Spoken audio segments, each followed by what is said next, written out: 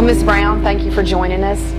Reluctantly, we had to kind of coerce you to come up here. You wanted me to be sure and tell everybody you're on your way to the gym. I had no idea. She didn't know we were going to pull her on camera. She's said in her shape-up so she's going to work out. Well, you look beautiful. I can't imagine you're going to work out. Well, thank you. I don't feel that way right now, but okay. Thank you. Well, I am just so pleased to meet both of you. And you know, when I read about this in the newspaper, I've been trying, since that article came out in the newspaper, I've been trying to find somebody that knows y'all. I had no idea all the people, like I know Don Brown, and you know, I didn't know who you were related to that could track you down, but I just am, I'm so excited for you and your family. And you know, what did you do different as a parent? I mean, he's obviously not just, you know, the average bear. Well, to be honest, I don't really know anything that we did differently than a lot of parents do. I read to both of my sons when they were small, and you know, nightly we read at bedtime. And both of my sons began reading at the age of 3. But my oldest son, he had the more math and scientific mind, and he was more in love with the numbers, and so he went the engineering route. But Phil just always loved books. But like I said, when he was 3 years old, he was reading, fell in love with books, and that never left him. My oldest one, by the time he was in junior high, he was reading what he had to read. Right. You know. Yeah. Because that wasn't his thing. They have different gifts. But Phil always loved books, and there was something different about Phil, and I think it was maybe because he was the baby boy. The little baby. He did. I think he had to be. He had to be more assertive and aggressive, because they grew up playing tennis. Because my husband had them on the tennis court when they could walk. They had tennis rackets in their hand. So, but my oldest son would never let him win, and I used to get upset with him. I said, "Let him win sometimes. Basketball, everything. Gotta earn it." They wouldn't let him win, and I was like, "Mama," he was like, "Mama, we can't do that." So I think that within him made him be more assertive and aggressive, and give him more drive. And but you know, Field has always been the type to where whatever he attempted to do, he was the type to give it his all and to do over and above what was required of him. He was always, you know, he would do his classwork, but after the classwork, he was always writing something, reading something. He was the type of child when most kids would ask for toys, he wanted books for Christmas. We would have to try to think of things to get Phil so that he could have something to play with. You know, it was always books. He just loved them. And even in high school, you know, Field, he had a love for tennis, but other than that, it was books. And he had found out, I guess he went on the internet searching, and he found out that Harvard and Yale offered free literature lectures. He would get on their site and watch their literature professors. Watch out. Excuse me. Yeah. He would get on their sites and watch their literature professors. And he just had a love for doing that kind of thing. It was things that he just did. And, you know, when he was working in high school, and he was a youth counselor at Beaumont. Was a youth counselor after school. But he was like a junior or senior, and he had time in between them, like for his lunch break. He would take his lunch break and go to the library. And he would come home with stacks of books that he had bought, because they were like, how much per inch? 25 cents per inch. Yeah. He would come home with stacks of books. And one time he came home with a whole encyclopedia set that he bought for like $13 or $14. You know. Good sale.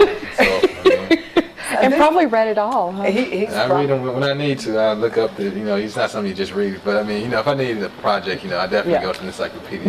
But, these were just the type of things that he would do. He was just, that's the way he was. And even in college, I never, some parents, you're asking your kids, are you going to class? Are you doing your work? How are your grades? Phil was the type, I was like, are you having any fun? I said, Phil, don't just study. Don't just read all the time. Studying is fun. That is what you're fun. He said he redefined fun. Now, I said, you know what I mean about fun? I don't mean partying. He knew that. I'm like, with friends, just getting together, going to sporting events and stuff. He said, Mom, I do that. He said, really, I have fun. He said, but I just have redefined things in my life. And this is what I enjoy doing. Our oldest son, he was in college, and, they're very, very close. And he would come home and stuff, and they were upstairs, so they talked more than we did because they were, upstairs. And he would tell us, he said, Mom, there's something special about Field. Don't be surprised if Field is famous someday. He said he's got something, a quality that most people don't have. So, not that he will become famous, because we're not expecting him to become famous, but he just said, whatever profession that Field goes into, he will be known. Everybody in that profession will know Field Brown. Mm-hmm. And he's been telling us that for years. So I just think it's a blessing that Mississippi State University saw in Field when we knew Field had in him. Mm-hmm. And for them to nominate him, because you can't not nominate yourself. The school has to nominate you. They have to endorse you. And of all the students that they could have selected to endorse, they wanted Field. They approached Field and said, we think you can do this for us. And Phil had gotten to know all of his professors. They were all they loved him. And he would go and talk to them. And, they were not a stranger to Phil, and Phil was not a stranger to them. Everybody that was in the, in Phil's life, in that major, they knew Phil. Mm-hmm. But the thing about Phil, too, I forgot, I wanted to say this, and I'm going to cut it short. Phil would talk to the janitors in the schools. They knew him in the buildings that he went in, and he loved the janitors. They loved him. And one of the janitors, they said, well, Phil, can you help my grandson with the ACT? He's struggling a little bit. And he was like, sure, I'd love to do that. And so he assisted this young man with the ACT. And then there's another young man that's, what is it that he? Cerebral palsy. Cerebral palsy. And I think he and Phil they had classes together. Yeah. And they became friends. And Phil began to read this young man's work to him.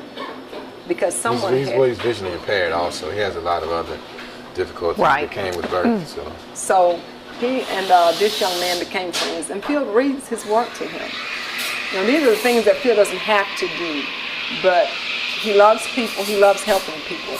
And those are the things that really I'm most proud of, So anyway, I'm going to stop talking. Well, it must have been really fun to be a parent of a child like that. Yes. I mean, you didn't have the typical trials and tribulations that a lot of parents have when you have two children that are so driven and so motivated. Yeah, it has been a blessing because both of my sons, I've never even had to help them with homework. Mm-hmm. I've never even had to tell them, do your homework. I mean, from first grade on up, because they knew what was expected of them.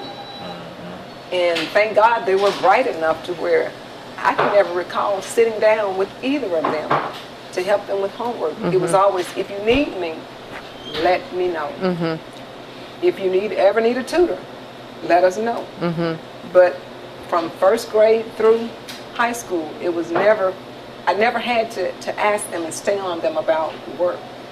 And it was never that, they were never told, you have to make all A's. It's just do your best.